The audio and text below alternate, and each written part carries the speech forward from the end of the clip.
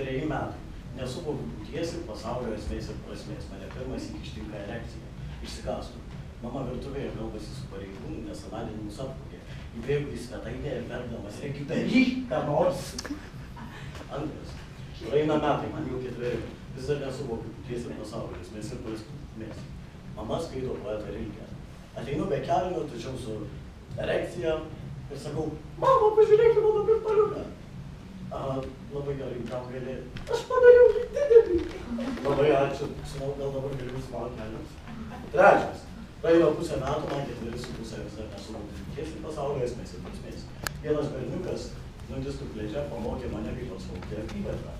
Tai pakėlėjo, sužavėjo, tai buvo stebuklas ir taip pritrenkė, kad ten nepaklausiau, kaip grąžinti ją į pradinę mokyklą. Verkdamas atbėgau pas mamą ir sakiau, mama, mano pupusiukas sugedo. 4. Praeina metai, man 5, vis dar nesuvokiu būties ir pasaulio esmės ir prasmės.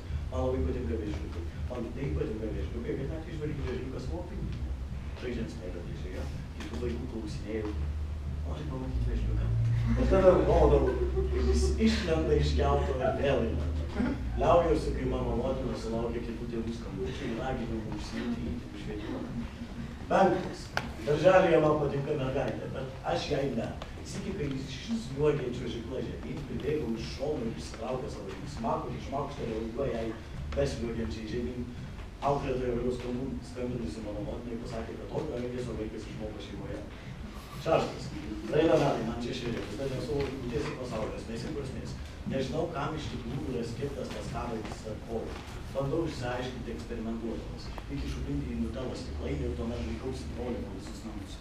Jis užsitrenkė spintoje ir approvirksta. Senelis supykęs ateina manęs barti, bet pamatęs mane stovintį su žuvos spalvos gimnalijom, pats nubėga į kitą kambarį. Man atrodė, kad aš įgijau supergalią. Praeina 14 metų, man virš 20. Vis dar nesuvokiu būties ir pasaulio esmės ir prasmės. Šias istorijas papasakoti draugui, nes nusprendžia palikti, nes vyno jo aukštis. Dar pridedu, turbūt suvokė esas vyras ir patiri branda tą akimirką, kai prisidirbęs kažką su pintu, nebegali bėgti nuo savo senį, nes esi tas kažką jau bėgs kitas prisidirbęs. Ir jau geriau būtų ten.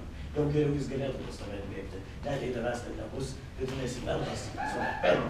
Juo labiau nesi vertas nieko, į ką galėtų jį įkišti. Nesi vertas net nutelos stiklainio. Aš maniau, kad jį jau pričiupau, maniau, kad laikau jį iš pautų, tada jis paklausė, o jeigu gims mergaitė.